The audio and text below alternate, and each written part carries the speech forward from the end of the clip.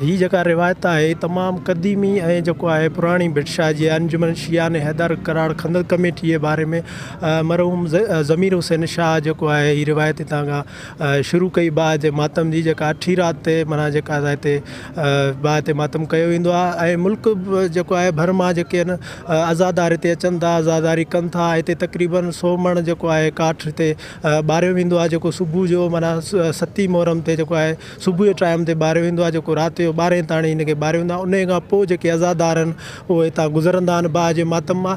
ऐं हीअ असांजे भिटशा जी माना हिकिड़ी क़दीमी जेको आहे भाउ जो मातम आहे जेको माना हर सिंध जे कुंड कुर्छ मां हिते आज़ादार अचनि था ऐं हिते भाउ जो मातम कनि था।